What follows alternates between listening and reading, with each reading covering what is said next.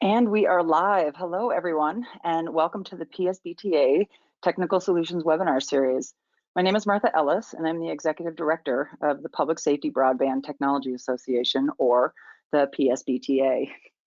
Our mission as an association is to work as an end user advocate to all first responders and service providers who support response, mitigation, and recovery efforts during emergencies. We've created this webinar series in an effort to bring you the most current and accurate information on all aspects of broadband use for public safety personnel. We all have a part to play in how our wireless future evolves to meet the first responders' needs, so we also need to hear from you. Your questions and suggestions help network, hardware, and application developers focus their efforts on what is important to you. Today's presentation is all about how to reliably connect to your public safety wireless network, FirstNet, when you need it and where you need it. Before we get started, I'm going to go through a couple little housekeeping items. All attendees have been automatically muted to reduce background noise. All questions should be submitted directly through the questions function, which is located at the bottom of the menu on the right side of your screen. Questions will be answered at the end of our presentation. We will attempt to answer as many questions as possible, yet stay within our allotted time. We will follow up with any questions that we are unable to get to during the live portion of the webinar after we finish up today. Should you have further questions when the webinar is over, we will also be providing emails of the presenters at the end of the presentation, so you can follow up at your convenience. That being said, today's topic focuses on what it means to keep first responders and all entities critical to emergency mitigation and recovery connected. As the commercial broadband networks continue to experience considerable use during the COVID pandemic, it is important that all first responders know and understand that there is a mobile network option available exclusively to them with FirstNet, and that staying connected can be achieved with the right equipment. Today, we're going to hear from Eldon Mast, FirstNet Solutions Consultant with Sierra Wireless, and Brian Schwager, Global Manager, Channel Sales Engineering for Sierra Wireless, who will talk about the requirements, procedures, and expected outcomes of deploying Sierra Wireless mobile routers on FirstNet. Our current circumstances continue to not only demonstrate the importance of having a purpose-built, fully designated public safety broadband network, but also how to optimize connectivity with the right equipment. The front line of response can shift from the streets directly into our emergency rooms, parking lots, vacant buildings, and Navy ships, apparently, these days. And as these field operations expand and contract, the connectivity needs to evolve to support that operation. The good news is you have a fully dedicated network in FirstNet, and there are tools available that will allow you to consistently and reliably connect, enabling you to get the work done. With that being said, I'm going to turn the time over to Eldon and Brian to begin our webinar on sustaining connectivity during compounding emergencies, collaboration models between public safety, FirstNet, and Sierra Wireless. Thank you, Martha. This is Eldon Mast with Sierra Wireless, and welcome to our webinar today. I am very excited to let you know what is happening, what we're seeing over the last number of weeks, and I'm proud to be part of the 911 network, enhanced 911 network, and very specifically to this call, the FirstNet network. I have a model diagram that I'm going to continue to refer to as Brian and I tell some stories here and anecdotes that we've heard over the last several weeks, as well as throughout the history of working with FirstNet over the last number of years. This reference diagram is from the National 911 program and really is the model that when we talk about connectivity with first responders, we like to use.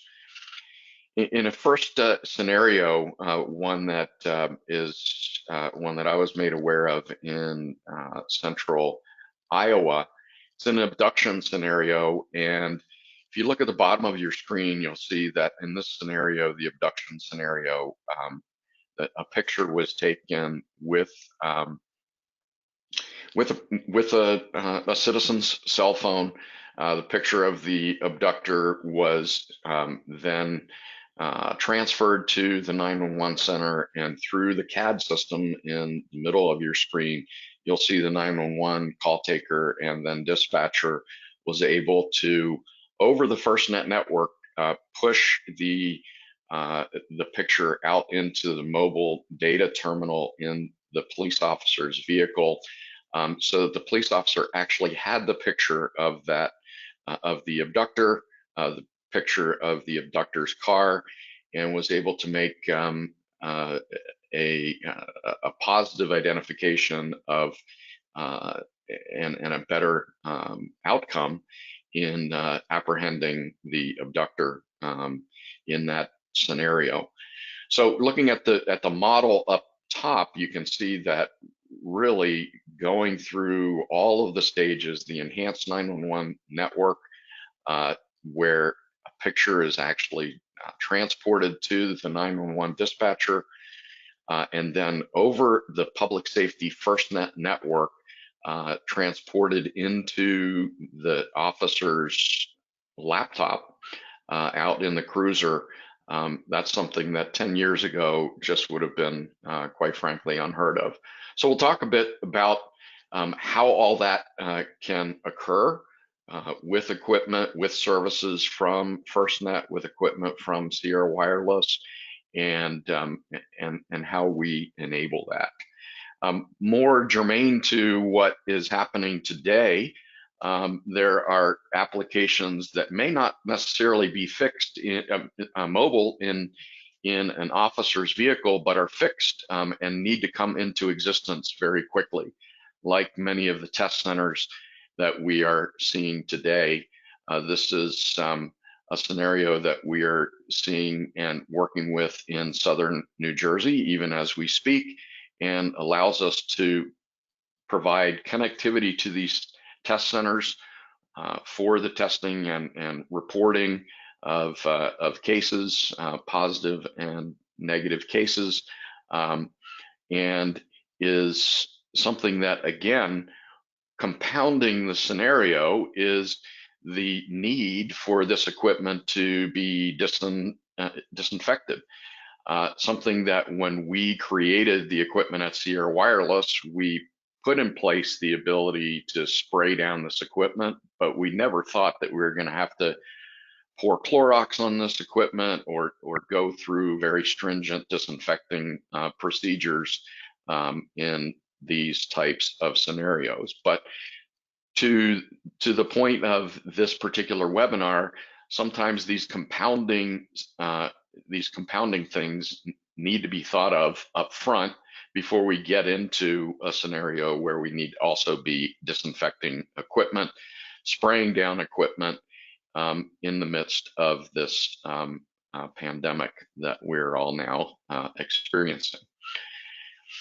So how does that, what are all the things that are required to do that? I'm going to hand it over to my esteemed colleague, Brian Swoger, who's my technical lead, and he can describe what we do with respect to coverage, security, and control to meet some of these needs that we see every day.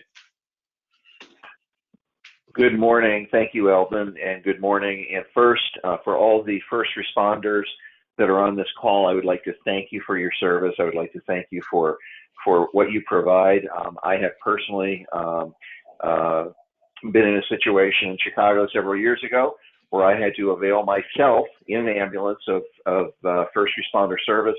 And I was very happy that they were on the FirstNet network and they had full connectivity for me. So what you do is invaluable and we appreciate it. I actually, as an aside this morning, I've been on the phone this morning. If any of you have seen the news overnight and seen what happened down in the southern tier of the United States, including Oklahoma and down through that tier, we have been on the phone and working with our teams down there and the FirstNet team today to assist in providing emergency response assistance for all those people. The tornadoes last night were pretty devastating in a lot of areas. So this is a real-time case of it's not COVID related, but it's a real-time case of how FirstNet brings value to the community and really is about communications. Because when you look at everything The slide here says coverage, security, and control. All of those are mandatory. We at Sierra Wireless get a lot of requests from around the country who say, we would like to examine or evaluate the FirstNet network, but we really don't know what coverage is like. We're on a competing carrier. We're in a different situation, and coverage is king. If you don't have coverage, as I said to one customer, you have 100% coverage until you don't. So coverage, we have the capability. Eldon just forwarded the deck for me. Thank you, Eldon. We have the capability here of being able to measure coverage for customers. It doesn't even have to be used in the vehicle. This is a real-time example of a county in Pennsylvania where we actually performed a mapping exercise. The Sierra Wireless solution can do that. You can put a FirstNet SIM in there. You can also put, another SIM of some other carrier in there as well, and measure coverage differences and be able to see how superb the FirstNet network is. Because when you're out there and you have coverage like this, you're pretty assured that everything is going to be in very, very good shape for all of the first responders. So coverage is king. When we're looking at the solution, though, as well, we also have to take into consideration security. Security is paramount for being able to move data around. Your CAD systems, your RMS systems. In many cases, EPCR has to be in consideration. 12 lead. All of the data flows have to be done securely, and it has to be pretty seamless. We actually have a use case that we're going to talk about later today, but here the use case was one particular 10-county consortium in the United States was actually looking for deploying a new CAD system. But they had a lot of concerns because not all of the agencies in the county actually had funds to be able to afford equipment to get onto the new CAD system, and they had a hard cutover date. So Sierra Wireless, we were actually able to design a solution using our AirLink connection manager and our routers. So for those agencies that got grants or that had money, they could purchase the equipment and connect into the new CAD system through our wide area network VPN tunnels from the vehicles. And for those agencies that didn't have money today, but they could have money tomorrow, we were actually able to provide a software application that would go on their MDCs that would also connect in to the new CAD system. So we were able to provide a completely homogeneous solution. It didn't matter what the topology is. The other good thing is our security solution is certified by Homeland Security. It is FIPS 140-2 compliant, and it runs in all environments, either through an appliance or through VMware, and has been deployed in tens of thousands of users across the United States, and provides security not only for MDCs that are in rigs, but it provides security for all the devices that are in rigs. So if you're a police agency and you have fingerprint readers, it works just fine. If you have the body-worn cameras and you need to transmit data, it works just fine. It doesn't really matter what it is, the data flows are all protected. And we can actually provide tremendous insight into what is on the network. One of the famous things that I like to say is you can't manage that which you cannot measure. And we give you, customers, tremendous measurement tools to be able to look at what's out there, where your devices are. You can actually, in some cases, you can actually sit and log into the MDCs that are in the rigs and do it remotely. So you don't have to roll them back in. Very, very important to keep everything out in the field and keep it operational, particularly in times of emergency like we're going through right now. We can update everything remotely. We can provide extremely detailed reports on all of the data flows that are captured. And additionally, one of the features that we have is we can support real-time vehicle telemetry so that we can connect in to the OBD2 ports or the J-bus or CAN bus heavy-duty vehicle ports in vehicles and get real-time information. We've actually had customers who reported back to us that functionality actually saved them $50,000, $75,000 because of equipment breakdowns. The other thing, though, that's very interesting for vehicle telemetry, though, is if you are working for a city and you are self-insured, or an agency and you are self-insured, vehicle telemetry is extremely valuable for you because it gives you all of the data from the vehicle in case you get into a lawsuit, which unfortunately we don't like to talk about, but it's a reality. We have a major public safety customer who deploys telemetry for just that. So if we're looking at the IoT and the FirstNet applications that we have, and we look at a standard, and we'll take to start with a police cruiser, these are all things that are being deployed today.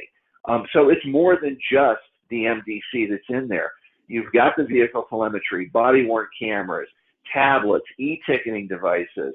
In some cases, you've got ALPR, automatic license plate recognition. You have all these things. So what is the problem? And at Sierra Wireless, we really like to try to address what the problem is we're trying to solve for customers. It's not about just putting hardware in there and walking away. It's like, what are we trying to solve? And the problem we're really trying to solve, if you look at this, it's extremely complex because agencies want to put all these devices into a vehicle, whether it's police, fire, EMS, transit, whoever it is. They want to put all these devices into a vehicle. They want to have a wide range of network options, including satellite. We've done a lot of satellite with the FirstNet teams as well. So they want to do a wide range of networks. They need to do it securely. So they need to move all that data very securely. They need to drive around, and they want it all to work just like it works in the office. That's a very difficult thing to do. At Sierra Wireless, we do that very, very well. So I'm going to pass it back to Eldon to go ahead and pick it up from here. Thanks. Yeah, thanks, Brian. And bringing it back, we talked a bit about what we've done here with the Internet of Things or IoT, and frequently folks say, well, what are the things? Well, here are all the things that Brian outlined: the digital voice recorders, the laptops, the license plate recognition cameras, the other cameras that are in and around the vehicles. And what are those things that are germane to connecting the assets that are out in southern New Jersey right now? It's those, again, the laptops, the sensor devices. Sometimes those things aren't moving right now. They might be temporary, but we have fixed assets. We have fixed things. In those scenarios, surveillance cameras are also very important in those temporary arrangements, and other sensors need connectivity back into the public health network. So we've talked about all these things in vehicles. We've talked about other scenarios. Let's talk about some other very specific compounding emergencies where we're talking about multiple agencies. Here's another two anecdotes that I'd like to share with you today with respect to several scenarios that are just happening recently in the Rocky Mountain region and with some of our friends in the Southeast. So in the Rocky Mountain region, in the Denver area, we have RTD. RTD is one of our long-standing customers, and the ability to interconnect RTD with public safety. So what you're seeing on this slide is essentially connectivity in and around all of RTD's buses, and connectivity in and around many of the jurisdictions in and around the Denver area that also are interconnected into the FirstNet network with our connectivity. So in combination with the Sierra Wireless gear, in combination with FirstNet, in combination with the jurisdictions in and around Denver, and in combination with RTD, we can put in place the RTD scenario called Traffic Watch, which RTD publishes the number the procedure to, if you see something, say something, and puts a bit of the burden, as we all know, is important with the local community for citizens to play that important role in helping to keep the whole transit system safe. RTD has put that in place, and we'll talk about another system in the Southeast. And you can see the scenario on the right-hand side of your screen where there's an incident on the bus. The citizen has reported that incident, in this case, on one of the systems in the Southeast. That particular system has their own badged officers, sworn officers, who can respond to that particular scenario. They can do, in this particular case, a live look-in. There are no less than 8 cameras that are installed in every one of these buses, along with mobile routing and FirstNet connectivity. And a live look-in can see exactly what the situation is on the particular bus, and can produce, in this particular scenario, a much preferred outcome to any outcome that did not have eyes on the suspect in the bus. So again, a compounding scenario where we just didn't need connectivity in the bus. We just didn't need connectivity and FirstNet capabilities in the cruiser. We needed the ability to have both and interconnect to both to produce a better outcome. Another scenario where FirstNet is creating better outcomes in compounding scenarios, or scenarios where one particular technology fails and another, in the case of FirstNet, takes over, is a scenario in eastern Utah, western Colorado, where we have what I'll call spotty coverage on the commercial networks. And so by spotty coverage, I mean spotty voice coverage, the traditional cellular connectivity where I'm dialing a cellular number and hoping that the cellular number goes through to the party to whom I am trying to reach. But in this scenario, the commercial network, I'll say, was subpar. And by subpar, I mean the commercial network, when attempting to produce a voice call, could create 15 to 20, maybe even longer call setup times. And for a officer in this kind of scenario, a call setup time to a critical emergency room, a critical sergeant, another critical resource, 20 seconds can be a lifetime. With the simple inclusion of FirstNet in western Colorado, Wi-Fi calling can be enabled. Routers installed in the vehicles of first responders can produce a Wi-Fi bubble. The handset can determine which network, either the Wi-Fi network over FirstNet or the cellular network. And in this scenario, Wi-Fi over FirstNet is far superior in and around a vehicle and a handset with Wi-Fi calling. Call setup times are almost instant. So from the time that an officer presses send on their Android device or on their iPhone device that is configured for Wi-Fi calling, call setup time is almost instantaneous. And many of you know seconds matter, and this particular scenario, seconds did matter. And we can see that where the gray areas are where things are spotty. Where the blue areas, FirstNet picks up those spotty areas, and call setup times are far superior in that area. I'll just also mention that we've heard this multiple times in the last several weeks, how important it is to think of our second responders. These are extended primary users. These are the city utilities, the state utilities, the trash removal fleets.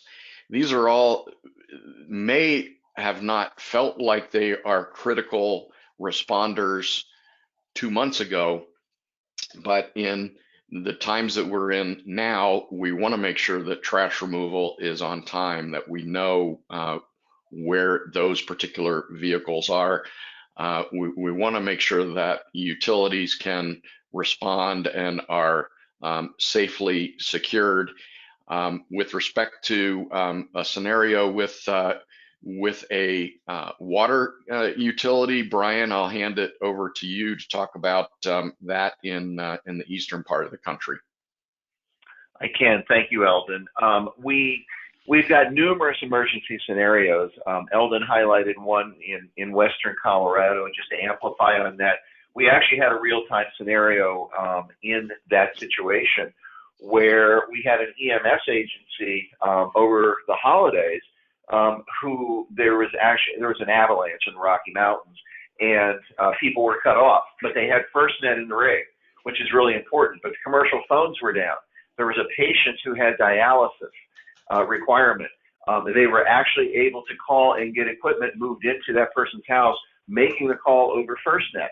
Why am I saying that? I'm saying it because it was an emergency scenario, and we had an absolute identical emergency scenario on the East Coast with utilities specifically, where we had flood situations and the utility companies essentially lost all of their connectivity to their water plants and their sewage plants. And these are utilities that are supporting millions of people. They had no connectivity. And I didn't actually realize how complicated it is. But utilities like transportation, and we looked at transportation as well, and Eldon talked about buses and the requirements there. The transportation companies and the utility companies in the FirstNet world are essentially considered extended first responders, which means in normal day-to-day operations, they're still running on the same FirstNet network core that the primary first responders are, but they're not getting exactly the same level of service in regular operations because they don't need to. However, in the time of an emergency, like Eldon was talking about with buses and things that are going on like that, or with the utility companies with the weather issues, they can be elevated in their data priority sets.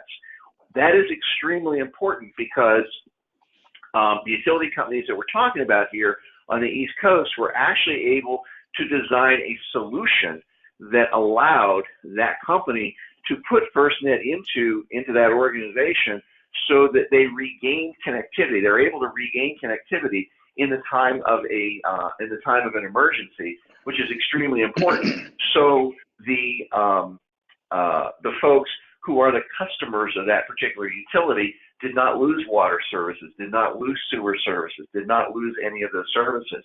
That's something that the FirstNet authority and the FirstNet network gives these organizations the flexibility to do. So it's kind of like, you don't need it until you do, and when you need it, you use it, and then you come back through. Additionally, you've got the scenario for the slide that's up on the screen right now, which is fleets. Right now, at this particular point in time, if you look at some of the areas that are getting extremely hard hit with weather problems on the East Coast, again, it seems like the East Coast is getting a lot of weather issues. But if you look at that scenario, trucking companies, these kind of fleet companies are considered extended primary first responders. One that I had not thought of, and I can say their name because they're commercial, is a company like a Splund. You've all heard of a Splund. They're the tree company. They're actually considered an extended primary first or extended first responder because tornado comes through, a hurricane comes through, trees fall on limbs, got to get the trees off. They need communications to be able to do it. So these are examples of all of the transportation, all of the extended primary responders. FirstNet has a real strong play in all of these fleets, in all of these areas that we don't really think about or take into consideration a lot of times. So it's very, very important to remember when you're looking at particular situations. It's more than just the EMS world. So when you bring everything back around full circle again, what do I need? What do I need to come up with a complete total network? Well, you obviously need the hardware that goes into the vehicle or the water plant or the electric utility plant or whatever it is.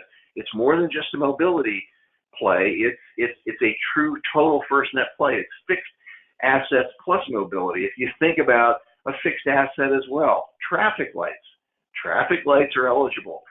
Cameras in cities are eligible. Those are fixed devices, but they're eligible to play, and it's very important that that they have service during these kinds of things. So you need the device itself, the number one, the modem or the router. You obviously need an antenna to connect to it because you got to get the signal out in some way, shape, or form. You have to have the capability of measuring and managing.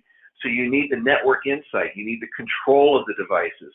You need to be able to tell the devices what you want them to do and make it easy. You need to, it's almost like in the military, fire and forget. You need to be able to deploy these things and they just work. And that's the beauty of the solution that Sierra Wireless provides in conjunction with FirstNet. It just works.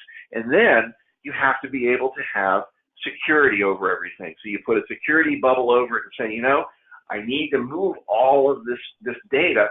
I need to move it through a tunnel, and I need to have it encrypted so that nobody can see this data, and that I'm safe with what I'm moving through here. Very, very, very important to be able to do that. The solutions that we provide for all of that.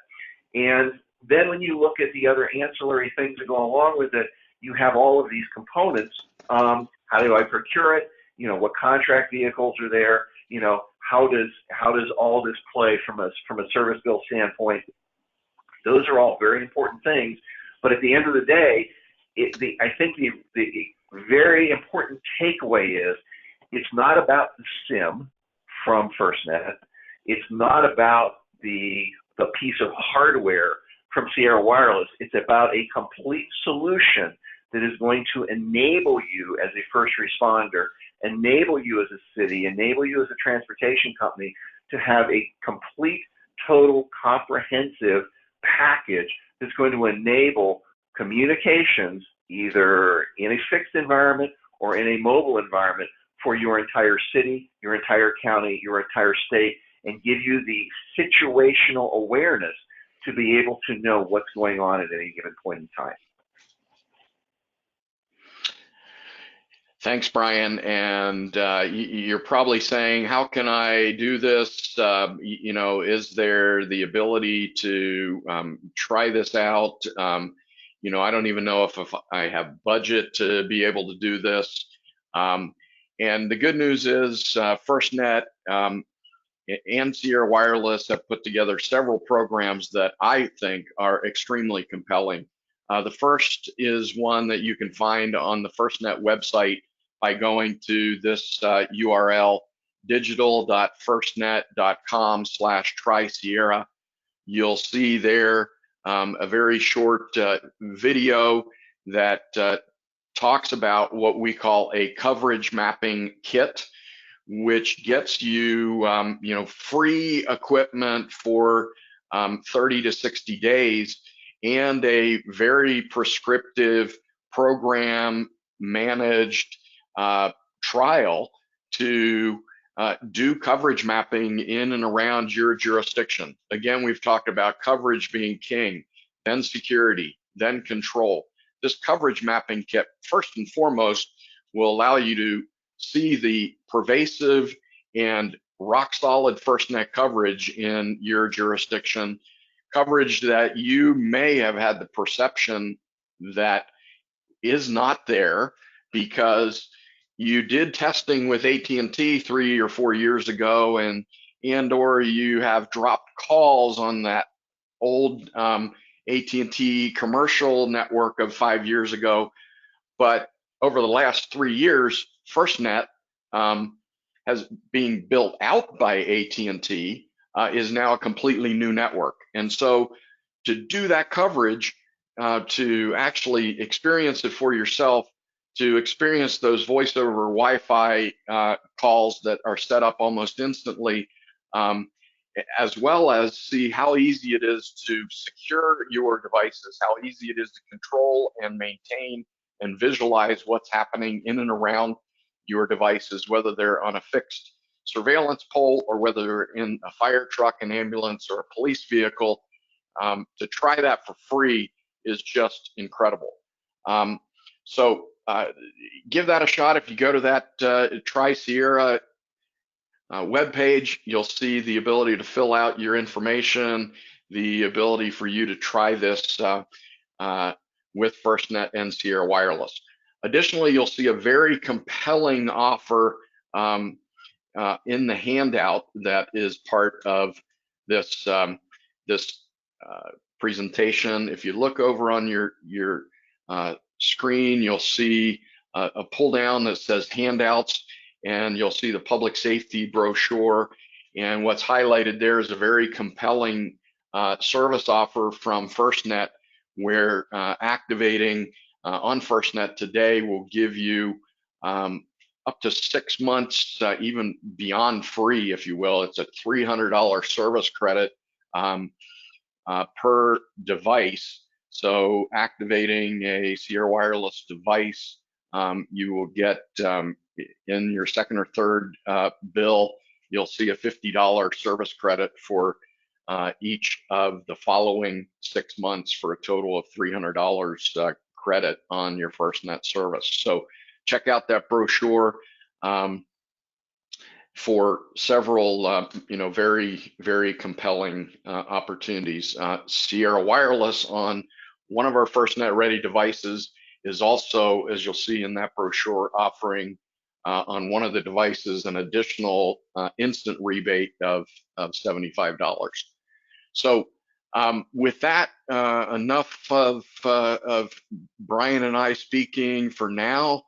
We have obviously several or many other anecdotes, several that we've got queued up that we could talk about, but we'd like to just take a break and hand it over to the audience for any questions that you may have for Brian and myself.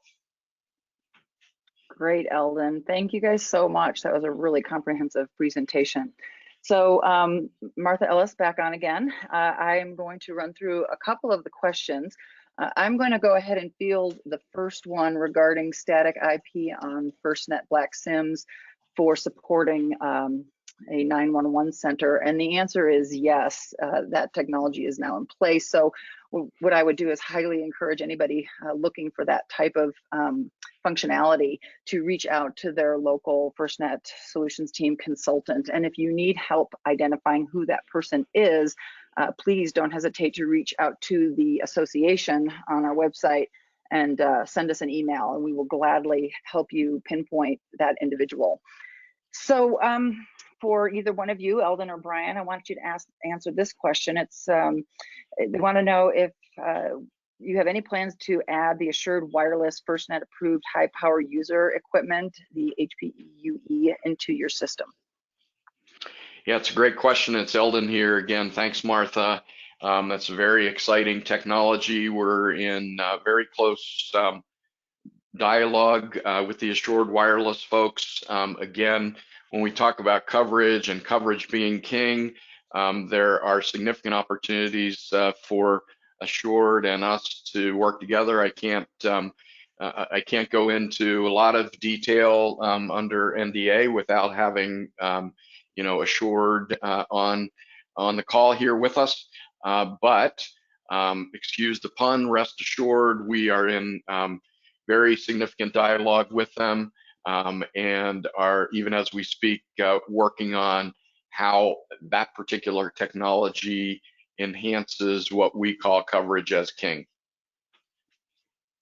All right, fantastic.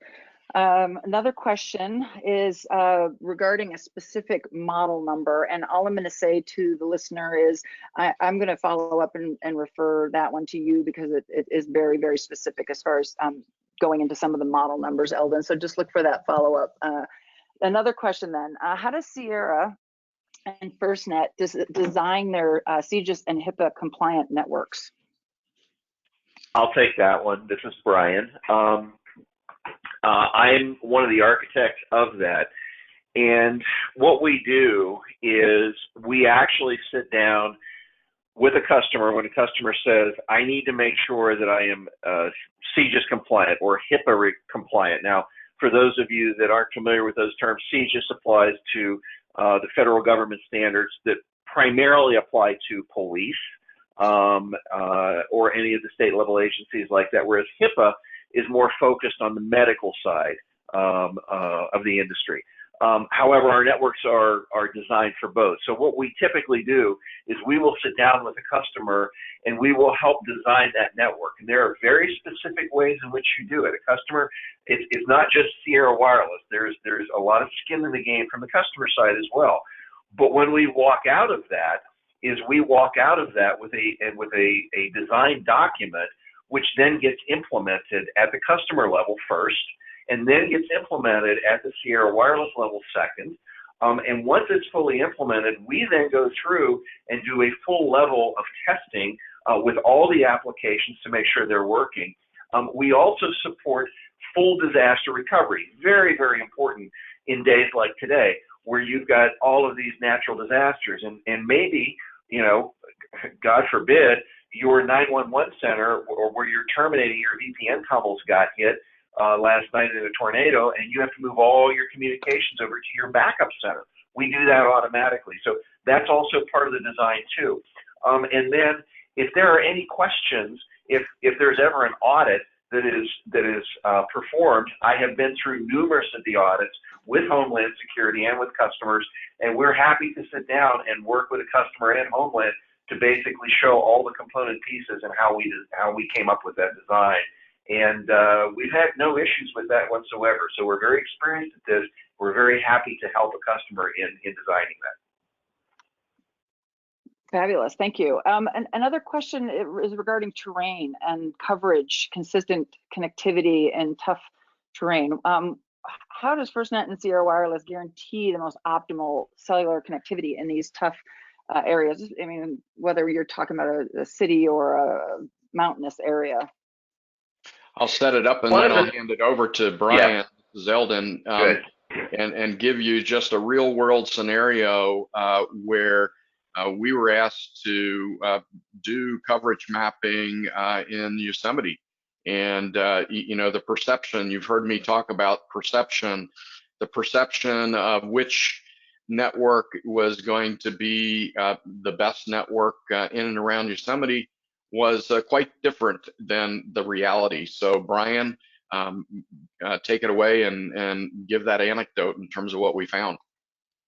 Well, yeah, exactly. And terrain is always challenging because, as I like to say on FirstNet or on any network, that you have 100% coverage until you don't, and then you have 0%. You know, what we found when we went to Yosemite and we did all the testing out there, which if any of you have been there, you know, it's extremely mountainous and rugged, is we were actually quite shocked to see how everything racked out and how the carriers performed. Now, and the customer actually deployed based on that. Now, what did we use? Well, what we used was we used the mapping tools that we've seen the screens from. So what we're able to do as a company, so if you said, you're Mr. Customer, and you said, I would like to come in and measure coverage, I've got some very challenging areas. One of those that we saw earlier, the county in Pennsylvania, where we did the coverage mapping, was one of those areas. And they said, we've got a lot of challenging areas. Well, what they actually found out was we had 100% coverage, which was great. Even the tunnels out there, this is in eastern Pennsylvania, they got tunnels. So it was absolutely fabulous. But we've also had reverse. We've had situations where we went through a mapping exercise with you, the customer, and with FirstNet, and we found that area there, right there, there's no coverage. We're actually able to take that. We can't make coverage where there isn't, obviously, but what we can do is use the information to help the FirstNet teams and say, hey, we've got a problem right there. What are you doing to fix that? Can you fix that? And in the case I'm thinking about in Colorado, the FirstNet team said, we know we have an issue there. We're going to fix that in 2 months. They did, and the customer executed at that point. So that's an example of using our system in conjunction with FirstNet to help resolve very bad terrain situations. Fabulous. Thank you so much, Brian. We really appreciate that. Okay, another question is, once the networks are deployed and operational, how do the network operations teams remotely monitor and control the networks that may continue to be in transition, so to speak?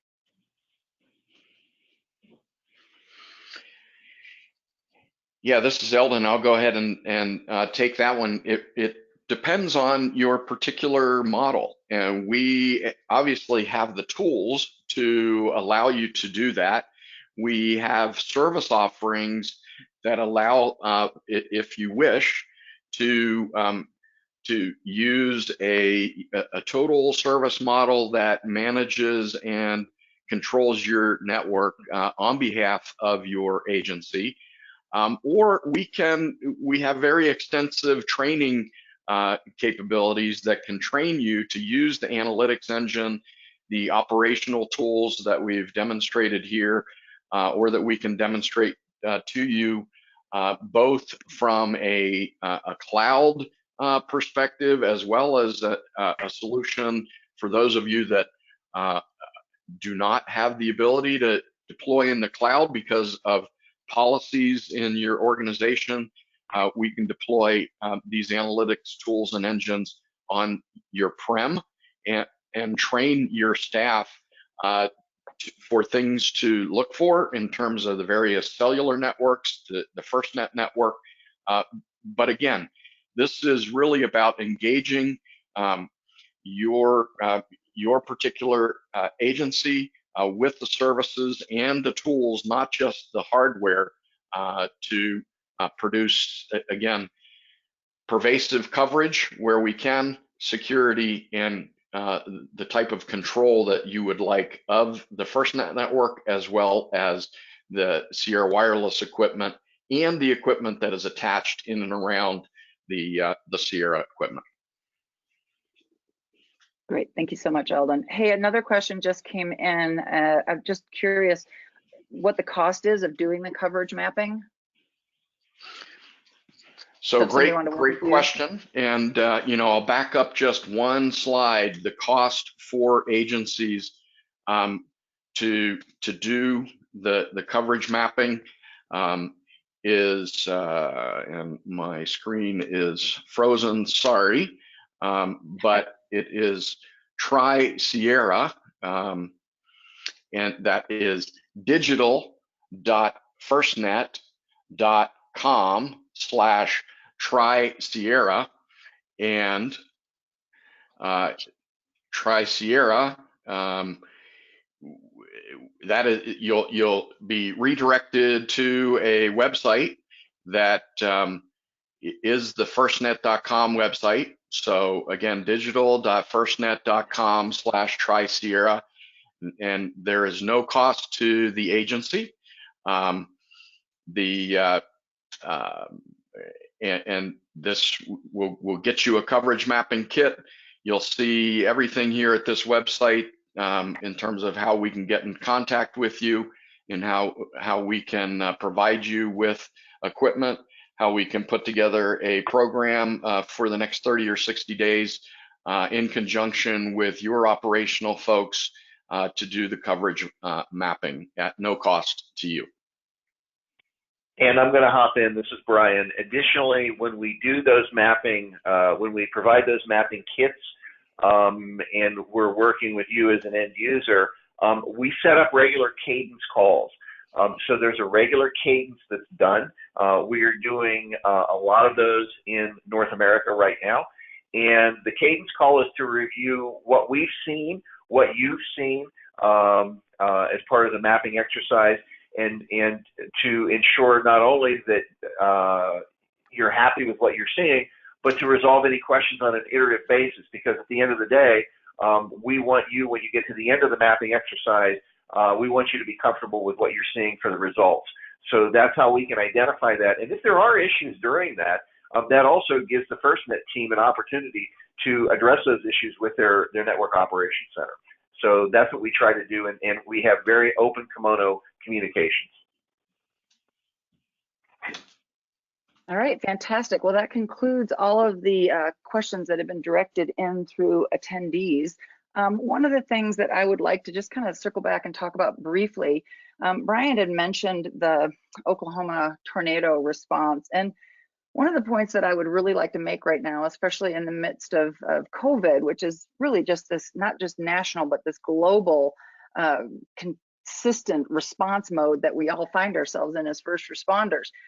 The wheels don't stop turning on other emergencies. And I think between the earthquakes out here in the West and the tornadoes and some of the other elements that the first responders still have to be responding to clearly, it's also putting an additional strain on all of our communication systems.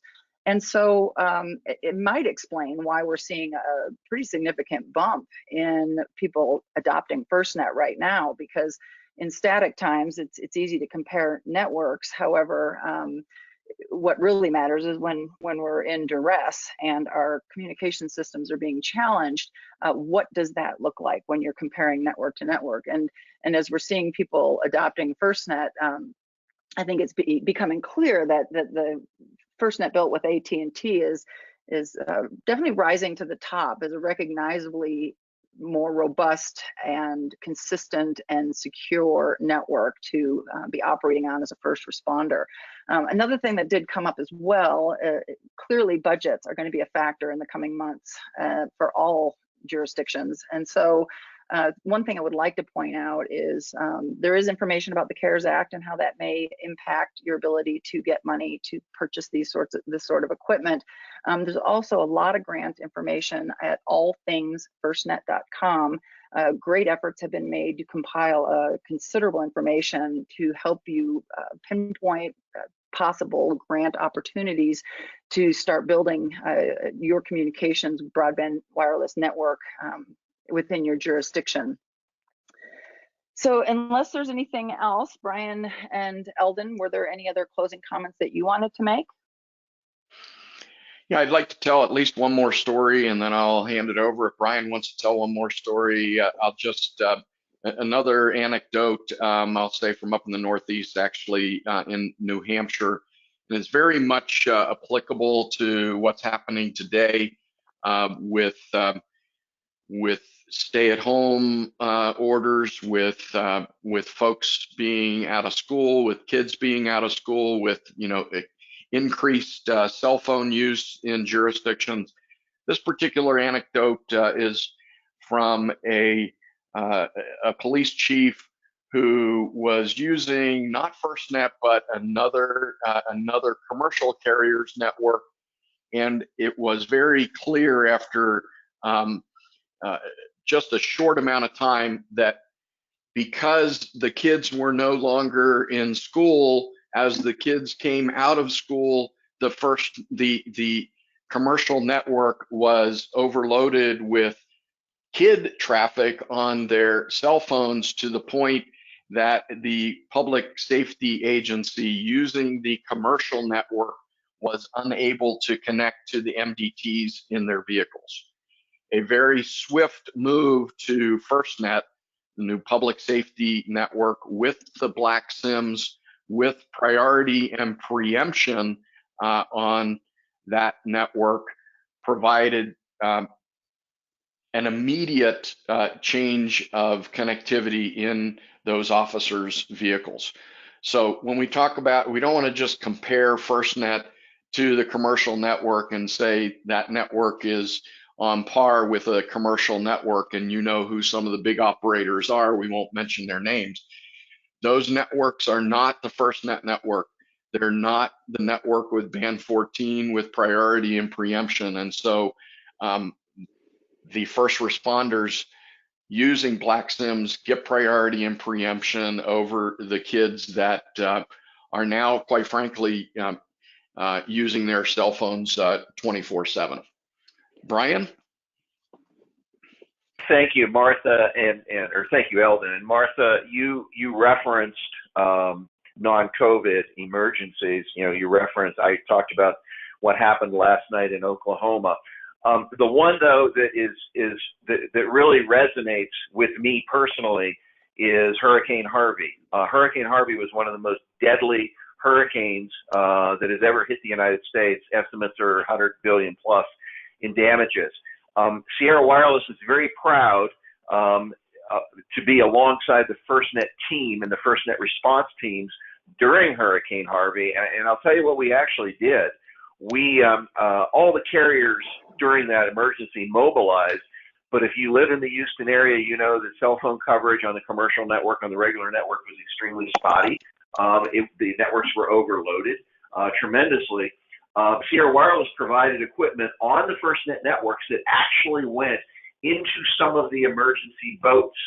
These boats and these units were powered by batteries in the boats, and some of the boats actually had AC as well, but they were actually able to maintain full connectivity during the emergency. So if a boat was available to go rescue someone, they had connectivity, they could do voice calls over the network, and they had full connectivity and dispatch connectivity.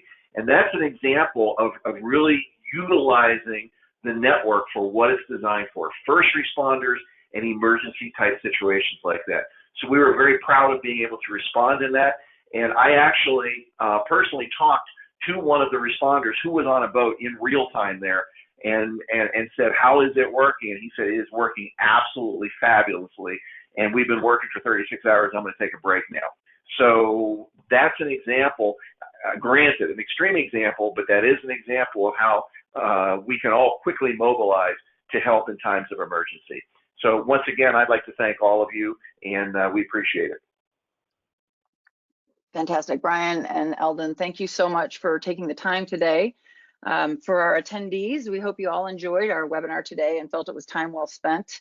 We deeply appreciate your participation. Again, we are the Public Safety Broadband Technology Association, and we want to be your advocate for all aspects of FirstNet utilization. I would encourage you to become a member of our association for $75 a year. You'll help support our efforts to continually bring cutting-edge information about FirstNet, the nation's only fully dedicated mission-critical first responders network, and all aspects of the ecosystem that is being purpose-built for your advantage to you. So we also invite you to join us in Westminster, Colorado, September 28th through October 1st for our Vision 2020 FirstNet User Summit. Now, you don't have to be a user to participate, because if you're still not sure about getting on FirstNet, there will be ample opportunities for you to meet and interact with subject matter experts, vendors, and all people who are involved in building the FirstNet network for you to help clarify and maybe get some answers that'll help make that decision-making process easier for you. So please visit our webpage at thepsbta.org for more information on the association, becoming a member, and our summit in September. This concludes our webinar with Sierra Wireless on sustaining connectivity during compounding emergencies, collaboration models between public safety, FirstNet, and Sierra Wireless. Again, thank you so much for your time. We deeply appreciate it, and we'll see you on the next one.